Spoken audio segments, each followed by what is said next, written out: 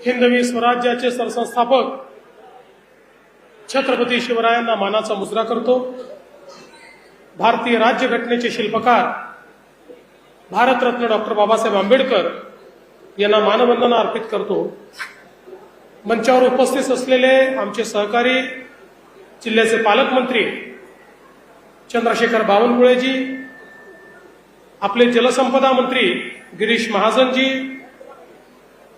कामगार मंत्री आकाश कुणकरजी, खासदार अनिल बोंडेजी, सन्माननीय आमदार प्रतापदादा अडसड, रवीजी राणा, संजयजी कुटे, केवलरामजी काळे, प्रवीणजी तायडे, चंदूभाऊ यावलकर, राजेशजी वानखेडे, सईताई डहाके, श्यामजी खोडे, मंचावर उपस्थित असलेले प्रवीण पोटे पाटील, त्याचप्रमाणे आपल्या संघटनेचे मनोज भाऊ चव्हाण आणि संघटनेचे सर्व पदाधिकारी, या ठिकाणी उपस्थित असलेले श्री सोनटक्के, त्याचप्रमाणे आपल्या विभागीय आयुक्त श्वेता सिंगल, सौरभ कटियार, उपस्थित सर्व शेतकरी भगिनी आणि बंधूंनो, आज मला अतिशय समाधान आहे की विदर्भातल्या अन्यायग्रस्त अशा शेतकऱ्यांना न्याय देण्याची संधी आपल्या सर्वांच्या आशीर्वादामुळे आम्हाला मिळाली।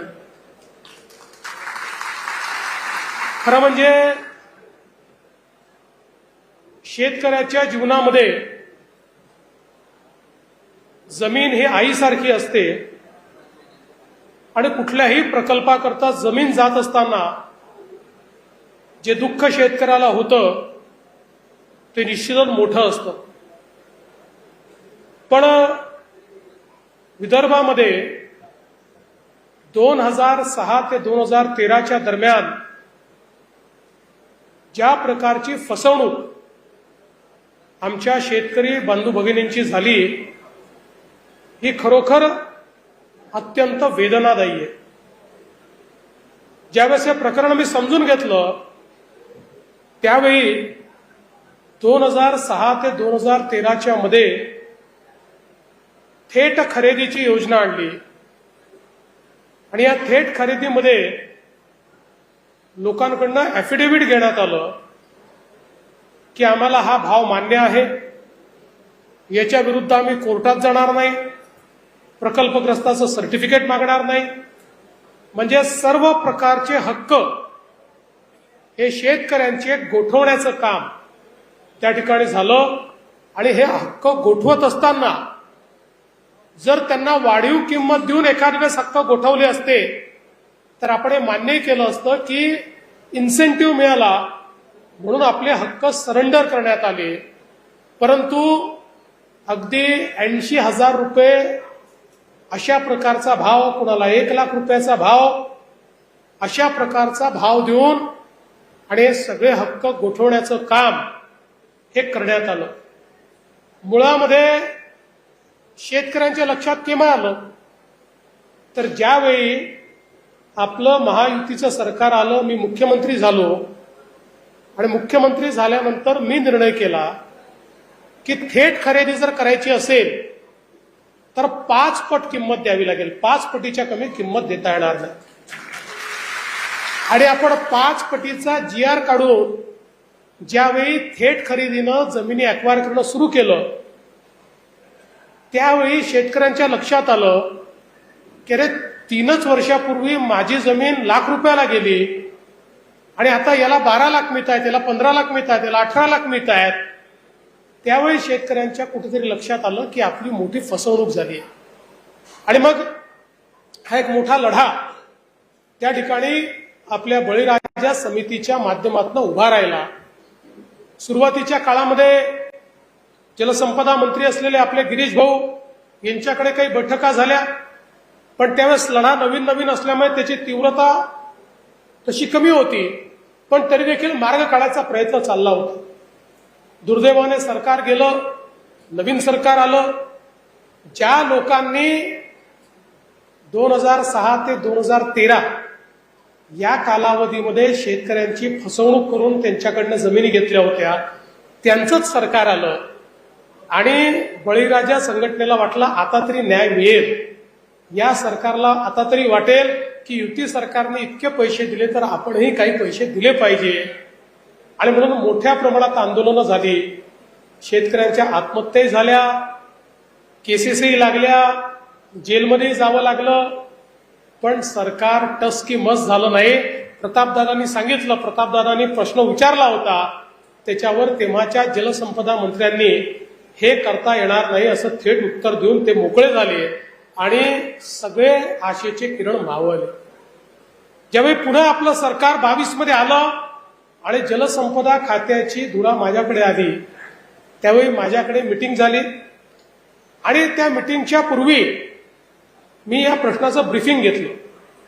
ते ब्रीफिंग घेतल्यानंतर असं लक्षात आलं की कायदेशीररित्या याच्यात काहीच करता येत नाही, कारण कायदेशीररित्या ऍक्विजिशन पूर्ण झालेलं आहे, ऍफिडेव्हिटमुळे हक्क सरेंडर झालेले आहेत, कन्सिडरेशन मिळाल्यामुळे ते कन्सेंट अवॉर्ड सारखं झालेलं आहे. त्यामुळे आता कायद्यात आणि नियमात यात काहीच करता येत नाही. त्या पहिल्या मीटिंगमध्ये मी देखील सांगितलं की हो काहीतरी मार्ग तुम्हीच सांगा. मला तर आता डिपार्टमेंट सांगताय की काहीच मार्ग नाही आहे, मार्ग असेल तर आम्ही जरूर मार्ग काढू, आम्हाला इच्छा आहे, आम्हालाही दिसत आहे, पण मार्ग काही दिसत नाहीये. पण निश्चितपणे प्रतापदादा असतील, रवी राणा असतील किंवा आमचे बोंडे साहेब असतील, यांचे मी आभार मानेन की हे सगळे मला वारंवार भेटायचे. प्रतापदादा तर जवळपास रोजच मला भेटायचे आणि म्हणायचे साहेब काही मार्ग काढा, तुम्हाला दिसतंय ना अन्याय झालेला आहे. म्हटलं अन्याय तर झालेला आहे, मग अन्याय झाला तर न्याय तर दिला पाहिजे. अरे म्हटलं सगळे दरवाजे बंद आहेत, अन्याय झाला 6 साली, तुम्ही न्याय मागता 22 साली 23 साली, मी कुठून त्यातनं मार्ग काढू. म्हणाला नाही काही करा, मार्ग काढा. त्यानंतर मग आम्ही प्रयत्न सुरू केला. लॉ अँड ज्युडिशरी विभागाकडे आम्ही फाईल पाठवली. लॉ अँड ज्युडिशरी विभागाने ओपिनियन दिलं की याच्यामध्ये कुठलंही अनुदान वाढवून देता येणार नाही. हे केलं तर पॅन्डोरा बॉक्स उघडेल, अनेक ठिकाणी याचा प्रॉब्लेम तयार होईल, कायद्यात देखील हे बसणार नाही. मग मी म्हटलं की आता लॉ अँड ज्युडिशरीचं ओपिनियन जर ऍडव्हर्स आला तर आता काय करावं.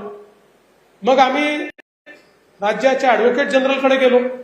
त्यांना म्हटलं तुम्ही काहीतरी मार्ग सांगा, कारण शेवटी सरकारला मनात किती असलं तरी कायद्याने मार्ग काढावा लागतो, कारण सरकारचा एक एक पैसा खर्च करताना तो कायद्याने करावा लागतो. त्यावेळेस ऍडव्होकेट जनरल देखील म्हणाले की साहेब ही तर ओपन अँड शट केस आहे, या केसमध्ये तुम्ही पैसे देऊ शकत नाही, या केसमध्ये शक्य नाही. सगळे मार्ग बंद आल्यानंतर मी म्हटलं आता नेमकं काय करावं. परत सगळ्या अधिकाऱ्यांना घेऊन बसलो. परत हे आमची सगळी आमदार मंडळी माझ्याकडे आली, म्हणाले साहेब काही करा, मार्ग निघालाच पाहिजे. मग मी ज्यावेळेस आमच्या सगळ्या लोकांना घेऊन बसलो आणि मी त्यांना म्हटलं की आपण सानुग्रह अनुदान म्हणून दिलं तर काय होईल. ते म्हणाले साहेब त्याच्यामध्ये सीएजीचं objection, auditor and comptroller general जे आहे ते ऑब्जेक्शन घेतील आणि त्यानंतर आमच्यावर कारवाई होईल, आमच्यावर आम्ही अडचण येतील. मी त्यांना म्हटलं समजा मीच फाईल लिहिली आणि मीच निर्णय केला तर तुमच्यावर कसं येईल, ते माझ्यावर येईल, तर तुमच्यावर नाही येणार. त्यामुळे म्हटलं जेव्हा सीएजीचा पॅरेग्राफ येईल, माझी तयारी आहे, मी स्वतः सीएजीचा पॅरेग्राफ आल्यानंतर तिथे एक्सप्लेन करायला जावं लागतं, निर्णय का घेतला, कुठल्या कायद्यात घेतला, कुठल्या नियमात घेतला. अधिकाऱ्यांना सांगितलं मी स्वतः जबाबदारी घेतो, मी स्वतःच आहे, सीएजीचं उत्तर मी देईन. किंवा सीएजीचा रिपोर्ट सादर झाल्यानंतर त्याच्यामध्ये ज्यावेळेस काही स्ट्रिक्चर्स येतात त्यावेळेस तो रिपोर्ट हा लोकलेखा समितीपुढे जातो. म्हटलं लोकलेखा समितीपुढे मी जाईल, मी त्याला उत्तर देईल. आपण शेवटी कायद्याने आपल्याला जर दिसतंय की अन्याय झालेला आहे तर अशा परिस्थितीत आता आपल्याला कायदेशीर वाट नाही, म्हणून अन्याय सहन करायचा आणि आपण तो सोडून द्यायचा, हे तर आपल्याला करता येणार नाही. आणि त्यानंतर आमचे जे विभागाचे लोक आहेत जलसंपदा, त्यांनी मग कणखर भूमिका घेतली. ते म्हणाले साहेब ठीक आहे, आपण हा निर्णय करूया सानुग्रह अनुदानाचा, जे काही होईल आम्ही देखील तुमच्या सोबत आहोत. आणि आम्ही तो एका झटक्यात निर्णय केला. त्या ठिकाणी बैठक घेतली आणि बैठकीमध्ये आम्ही तो सानुग्रह अनुदानाचा निर्णय करून टाकला. आणि मला अतिशय आनंद आहे की आज त्याच्या वाटपाची सुरुवात देखील आपण केली आहे. शेवटी मला या गोष्टीचं दुःख खूप व्हायचं की अशा प्रकारचा अन्याय करताना दरवेळेस अन्याय विदर्भातल्या लोकांवरच का. अशा प्रकारची खरेदी कुठेही झाली नव्हती. 2006 ते 13च्या काळामध्ये महाराष्ट्रात कुठेच नाही. केवळ विदर्भातल्या शेतकऱ्यांवर अन्याय होता आणि म्हणून निश्चितपणे मला या ठिकाणी अतिशय मनाला वेदना होत्या आणि आम्ही हा कणखर निर्णय घेतला आणि आज मला या गोष्टीचं समाधान आहे. शेवटी आपण राज्यकर्ते म्हणून कायद्याने नियमानेच काम केलं पाहिजे. पण छत्रपती शिवरायांनी देखील आपल्याला सांगितलेलं आहे की जेव्हा अन्याय होत असेल त्यावेळेस अन्याय करणारा कायदा देखील बदलला पाहिजे. अन्याय करणारा कायदा दूर करून न्याय करणं हे राज्यकर्त्याचं काम आहे आणि म्हणून ते काम करण्याचा प्रयत्न आम्ही केला आणि त्यातून आज मला खरं म्हणजे समाधान झालं की सगळ्यात पहिल्या शेतकऱ्यांना जो आम्ही चेक दिला 7.5 लाख रुपयाचा जराड त्यावेळेस त्यांच्या डोळ्यात पाणी आलं आणि ते म्हणाले की पोरीचं लग्न कसं करायचं या विवंचनेत मी होतो आणि हा चेक मला मिळाला आणि तुम्ही माझं त्या ठिकाणी खूप मोठं ओझं हलकं केलं. मला असं वाटतं की आपल्याला राजकारणामध्ये अनेक हार तुरे मिळतात. आता एवढा मोठा हार तुम्ही घातला तर त्या हारापेक्षा देखील जराड साहेबांनी मारलेली मिठी ही जास्त महत्वाची होती. त्यांच्या चेहऱ्यावरचं समाधान हे अधिक महत्वाचं होतं आणि हा निर्णय घेण्याचं समाधान यातनं निश्चितपणे आम्हाला लाभलं. मी या निमित्ताने आपल्याला आश्वस्त करू इच्छितो, मृदू संधारण विभागाचंही अशाच प्रकारच्या जमिनी या विकत घेण्यात आल्या आणि अनावधानाने त्याचा उल्लेख हा आपल्या GR मध्ये झालेला नाही. दादांनी लक्षात आणून दिलं. पुढच्या 8 दिवसामध्ये गिरीश भाऊ हा GR आपण काढू आणि मृदू संधारण विभागाच्याही आपल्या शेतकऱ्यांना निश्चितपणे या संदर्भात जी काही मदत आपल्याला करायची आहे ती मदत आपण करणार आहोत. खरं म्हणजे प्रकल्पग्रस्तांचं आपण महामंडळ देखील काढलंय. आता त्या महामंडळाला मोठं भाग भांडवल देऊन प्रकल्पग्रस्तांच्या मुलांना त्या ठिकाणी उद्योगधंद्याकरता कर्ज कसं देता येईल बिनव्याजी अशा प्रकारचा आमचा प्रयत्न आहे की त्यातनं तेही कशा प्रकारे आपल्या पायावर उभे राहू शकतील. एक अजून मुद्दा आपण मांडलेला आहे की 5% अट ही 15% न्यावी. मी जरूर आपल्याला सांगतो, मी पडताळून पाहिल. आज मला त्याची कायदेशीर बाजू माहित नाही त्यामुळे मला घोषणा करता येत नाही. पण हे जे काही वाढवता येणं शक्य असेल ते आपण वाढवण्याचा प्रयत्न करू. कारण खरंच आहे की इतक्या मोठ्या प्रमाणात प्रकल्पग्रस्तांची यादी वाढतीये आणि त्या संदर्भात आपल्याला त्यांना कुठेतरी काम देणं हे अत्यंत महत्वाचं आहे. मध्यंतरी आमच्या संजीवभाऊ कुटेंनी देखील काही प्रकल्पग्रस्तांना कशा प्रकारे आपण ऍडजस्ट करू शकू आणि जास्तीत जास्त नोकरीमध्ये कसं सामावून घेऊ शकू या संदर्भात काही विषय माझ्याकडे मांडले होते. त्याही संदर्भातला आमचा अभ्यास चाललेला आहे. मी आज या निमित्ताने आपल्याला एवढंच सांगतो की शेतकरी असतील किंवा प्रकल्पग्रस्त असतील, आज तर आम्ही जमिनी ऍक्वायर तर आपल्याला कराव्या लागतात, कधी सिंचनाकरता कराव्या लागतात, कधी रस्त्याकरता कराव्या लागतात.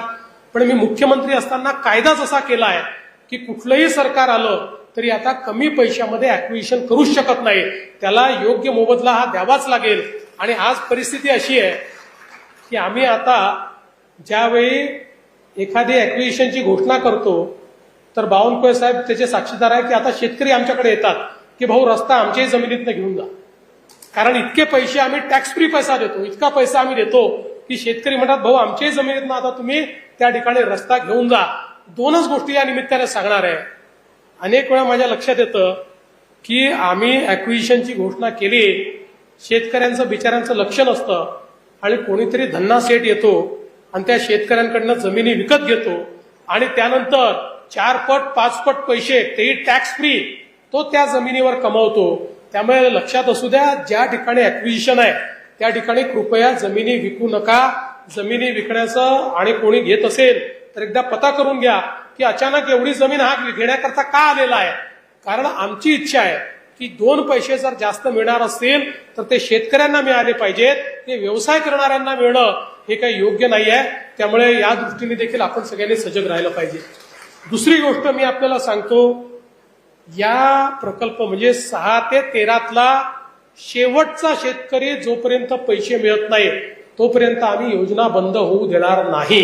हे ह्याकरता सांगतोय की कोणीही फसवणूक करायला आलं तर त्याला बळी पडू नका.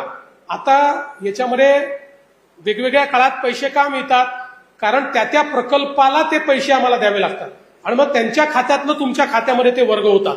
ज्या प्रकल्पाकरता ती जमीन गेली आहे त्यामुळे त्याला कुठल्या प्रकल्पाला आधी पैसे मिळतात, कोणाला नंतर मिळतात, सगळ्यांना आम्ही आता येत्या काळामध्ये पैसे देऊन टाकणार आहे. काही तुम्हाला फार काळ वाट पाहावी लागणार नाही. पण कोणाला आज मिळतील तर कोणाला 7 दिवसांनी मिळतील, कोणाला 15 दिवसांनी मिळतील.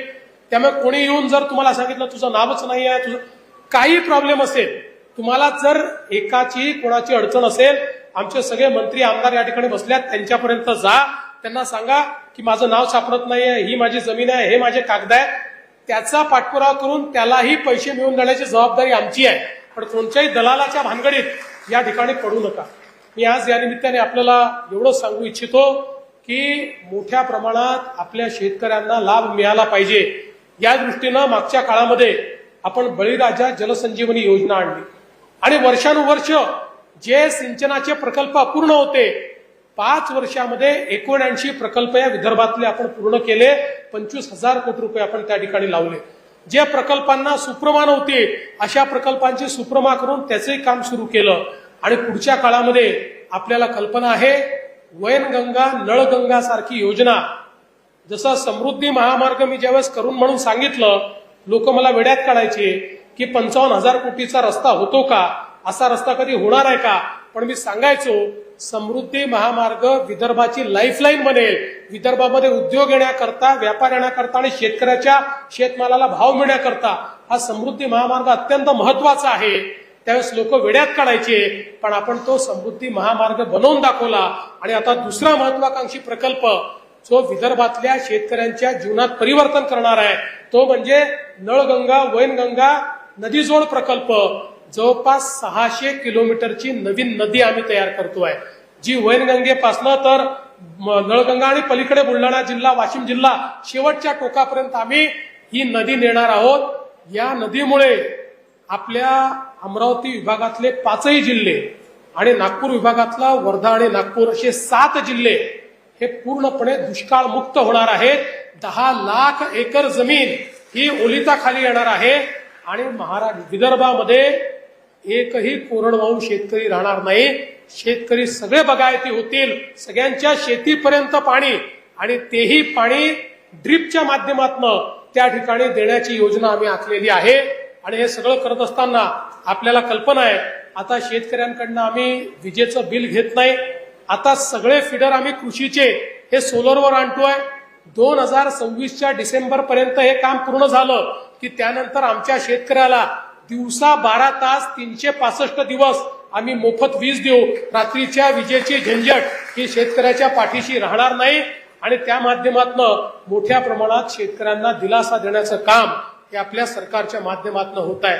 आपल्याला माहिती आहे की आता आपण मेगा टेक्सटाईल पार्क केला, आता पीएम मित्रा टेक्सटाईल पार्क करतोय की ज्याच्या माध्यमातून विशेषतः कापसाचा जो शेतकरी आहे याला कापसापासनं तर कापडापर्यंत, कापडापासून फॅशनपर्यंत अशा प्रकारचं सगळं व्हॅल्यू ऍडिशन करायचं आणि त्यातनं 2 लाख लोकांकरता रोजगार तयार करायचा. त्याची सुरुवात देखील आपण अमरावतीमध्ये केलेली आहे. आणि एक अजून योजना त्या संदर्भातली आपण मी लवकरच घोषित करणार आहे की ज्यामध्ये कापसाच्या शेतकऱ्यांचं एक फार मोठं व्हॅल्यू क्लस्टर हे आम्ही तयार करणार आहोत, ज्यातनं शेतकऱ्यांना योग्य दाम मिळाला पाहिजे आणि अश्युअर्ड मार्केट मिळालं पाहिजे, अशा प्रकारचा आपला प्रयत्न आहे. आपल्याला कल्पना आहे की मागच्या काळामध्ये नानाजी देशमुख कृषी समृद्धी योजना ही आपण वर्ल्ड बँकेच्या माध्यमातून सुरू केली.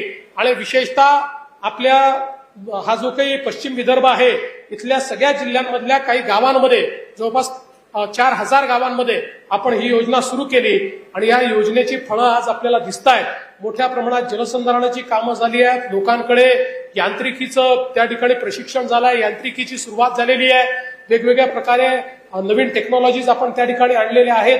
आता याचा दुसरा टप्पा 6,000 कोटीचा हा आपण पुन्हा हातामध्ये घेतलेला आहे. आणि सॅच्युरेशन पद्धतीनं गावात गेलं की गावातले जलसंधारणाचे स्ट्रक्चर्स असतील, त्या गावामध्ये जेवढी मागणी असेल त्या सगळ्यांना ड्रिप इरिगेशन असेल, स्प्रिंकलर असेल, त्या गावामध्ये जेवढी ट्रॅक्टरची मागणी असतील तेवढे ट्रॅक्टर असतील, बीबीएफ असेल, वेगवेगळ्या प्रकारच्या फवारणीचे तंत्र असतील, ड्रोन असतील, अशा सगळ्या गोष्टी सॅच्युरेशन पद्धतीनं त्या गावामध्ये द्यायच्या, जेणेकरून ते गाव हे परिपूर्ण झालं पाहिजे. आणि तिथली शेती जी आहे ती शेती वातावरणातल्या बदलातनं कुठेतरी त्याचा जो वाईट परिणाम आहे त्या वाईट परिणामातनं आपल्याला मुक्त करता आली पाहिजे आणि शाश्वत पिकं हे आमच्या शेतकऱ्याला घेता आले पाहिजेत, अशा प्रकारचा आपला प्रयत्न आहे. त्याचसोबत आपण स्मार्ट सारखी योजना सुरू केली आहे. ज्या योजनेच्या अंतर्गत प्रत्येक गावामध्ये जी आपली प्राथमिक सोसायटी आहे या सोसायटीला आपण बहुउद्देशीय सोसायटीमध्ये त्या ठिकाणी परिवर्तित करून 13 प्रकारच्या योजना या सोसायटीला आपण देणार आहोत की ज्या योजनांच्या माध्यमातून ती सोसायटी बळकट होईल आणि ती सोसायटी त्या ठिकाणी ऍग्री बिझनेस सोसायटीमध्ये परिवर्तित होऊन एक प्रकारे शेतकऱ्याच्या शेतमालाला भाव देण्याकरता बाजाराचं काम ही गावातली सोसायटीच करेल अशा प्रकारचं आपण एक काम हातामध्ये घेतलंय। याच्याकरता देखील वर्ल्ड बँकेने आपल्याला मदत दिलेली आहे। यासोबत अन्न प्रक्रिया छोटे प्रकल्प याकरता देखील आता आपण मोठ्या प्रमाणात त्या ठिकाणी मदत करणं सुरू केलेलं आहे।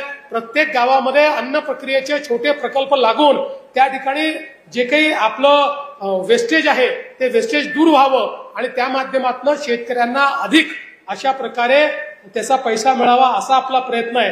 आणि हे सगळं करत असताना माननीय प्रधानमंत्री महोदयांनी द्रोण दीदीचा जो कॉन्सेप्ट आणलाय हळूहळू आपल्याला तो कॉन्सेप्ट लागू करायचा आहे। आता आम्ही ऍग्रीस्टॅक ही व्यवस्था आमच्या बावनकुळे साहेबांच्या या माध्यमातून त्या ठिकाणी महसूल विभागातनं सुरू केली आहे। याच्यामध्ये प्रत्येक शेतकऱ्याच्या जमिनीचं डिजिटायझेशन आम्ही करतो आहोत आणि 96 लाख शेतकऱ्यांचं झालेलं आहे, अजून 20 लाख शेतकऱ्यांचं करायचं आहे। त्यामुळे प्रत्येकाचं डिजिटायझेशन करून आता आपल्याला अनेक वेळा प्रश्न येतो की आपण ज्यावेळेस त्या ठिकाणी फेरफाराचा विषय असतो किंवा पंचनाम्याचा विषय असतो किंवा ई पीक पाहणीचा विषय असतो, प्रत्येक वेळी शेतकऱ्यांना अडचणी होतात। आता या सगळ्या गोष्टी डिजिटल माध्यमातून, सॅटेलाइटच्या माध्यमातून, ड्रोनच्या माध्यमातून त्या ठिकाणी आम्ही करणार आहोत। त्यामुळे शेतकऱ्याला नुकसान भरपाई द्यायची असेल तरी देखील आमच्याकडे पंचनामे झाले नाही, पंचनामे चुकीचे झाले, आमच्याकडे कोणी आलंच नाही असं म्हणायला आता कुठे वावच राहणार नाही। अशा प्रकारे कम्प्लिटली डिजिटली आम्ही ते करतो आणि हे करत असताना आपल्याला पुढच्या काळामध्ये गटशेतीकडे मोठ्या प्रमाणात जायचं आहे आणि गटशेतीसोबत नैसर्गिक शेतीकडे जायचं आहे।